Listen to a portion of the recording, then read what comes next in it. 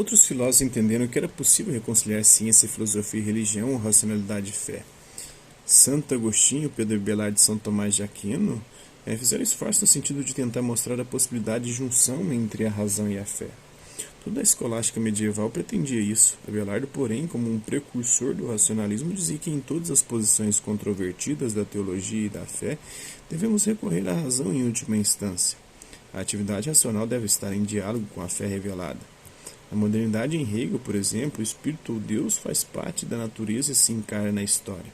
A história da humanidade seria a própria história do espírito. Filosofia e religião não estariam opostas, mas caminhando juntas para captar a manifestação de Deus. No século XIX, Allan Kardec, fundador do Espiritismo, disse a mesma coisa em sentido diferente. Envolvido nessa discussão e quase nunca citado nesses embates, pois o Espiritismo se tornou apenas uma religião, deixando de lado os aspectos filosóficos que Allan Kardec lidava, procura colocar o problema do Espírito de Deus em bases filosóficas, científicas e racionais. Admitindo a possibilidade de pesquisa da existência do espírito por métodos experimentais, por meio dos fenômenos chamados mediúnicos, em que os espíritos se manifestam através de médiuns. O mundo espiritual perde seu caráter de sobrenatural ou de pura especulação filosófica. Para o filósofo brasileiro, J. Herculano Pires, Allan Kardec abole as categorias do sobrenatural, do mistério, do incompreensível, tão comuns e aceitas pelos seres humanos na relação com Deus e com o mundo espiritual, e diz ser possível racionalizar a fé e a fé iluminar a razão.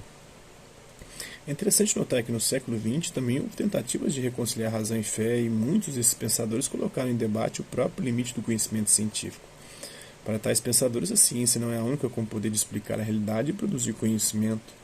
A crença na capacidade da ciência em compreender a totalidade do real é artigo de fé. Essas críticas abrem espaço para uma separação menos drástica entre razão e fé. Pensadores como William James, Henri Bergson e Edmund Russell desmistificaram a louvada infalibilidade da razão científica e da objetividade.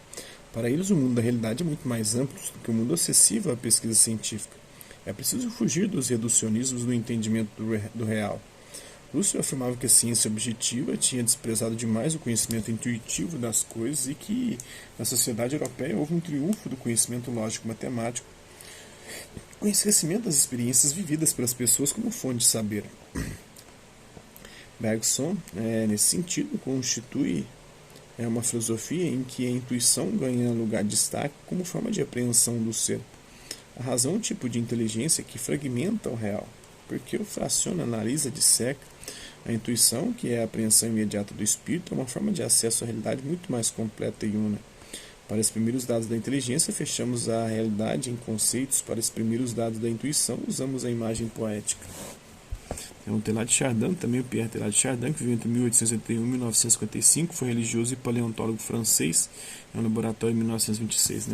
Tanto Bergson como William James concordavam com Allan Kardec na oportunidade da pesquisa científica da alma. Nas últimas páginas do seu último livro, As Duas Fontes da Moral e da Religião, Bergson aponta para a necessidade do desenvolvimento da ciência psíquica da alma, só através dela uma visão do além e uma experiência científica ampliada. Proclama que se ocupa das percepções anormais que se poderá alcançar a certeza científica da imortalidade da alma e com isso se obter uma base sólida para a solução dos problemas morais da humanidade. Sob a influência de Bergson, que pratica uma forma de evolucionismo espiritualista, temos também no século XX a figura do teólogo, filósofo, paleontólogo, além de padre jesuíta, o Pierre Teilhard de Chardin. Pesquisando cientificamente os dados da evolução biológica, ele unifica a visão da evolução com a ideia de Deus, ou seja, rompe com o conflito até hoje existente entre criacionismo e evolucionismo, porque coloca Deus como autor da lei da evolução.